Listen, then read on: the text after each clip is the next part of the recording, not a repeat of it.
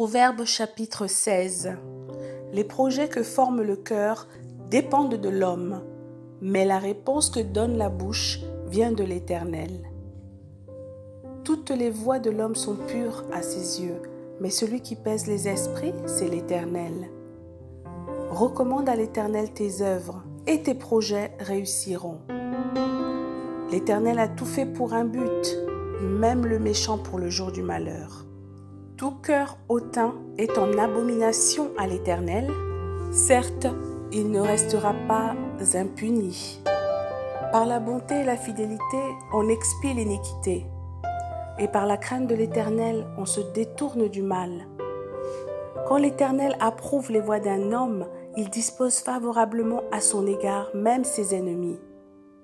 Mieux vaut peu avec la justice que de grands revenus avec l'injustice. Le cœur de l'homme médite sa voie, mais c'est l'Éternel qui dirige ses pas. Des oracles sont sur les lèvres du roi. Sa bouche ne doit pas être infidèle quand il juge. Le poids et la balance justes sont à l'Éternel. Tous les poids du sac sont son ouvrage. Les rois ont horreur de faire le mal, car c'est par la justice que le trône s'affermit. Les lèvres justes gagnent la faveur des rois et ils aiment celui qui parle avec droiture. La fureur du roi est un messager de mort et un homme sage doit l'apaiser.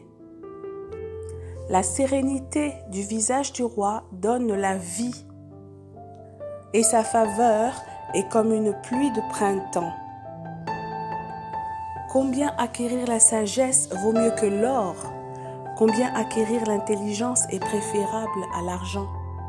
Le chemin des hommes droits, c'est d'éviter le mal. Celui qui garde son âme veille sur sa voie.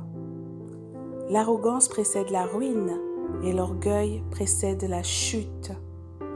Mieux vaut être humble avec les humbles que de partager le butin avec les orgueilleux. Celui qui réfléchit sur les choses trouve le bonheur, et celui qui se confie en l'Éternel est heureux. Celui qui est sage de cœur est appelé intelligent, et la douceur des lèvres augmente le savoir. La sagesse est une source de vie pour celui qui la possède, et le châtiment des insensés, c'est leur folie. Celui qui est sage de cœur manifeste la sagesse par sa bouche, et l'accroissement de son savoir paraît sur ses lèvres. Les paroles agréables sont un rayon de miel, douces pour l'âme et salutaires pour le corps. Telle voix paraît droite à un homme, mais son issue, c'est la voie de la mort. Celui qui travaille pour lui, car sa bouche l'y excite. L'homme pervers prépare le malheur, et il y a sur ses lèvres comme un feu ardent.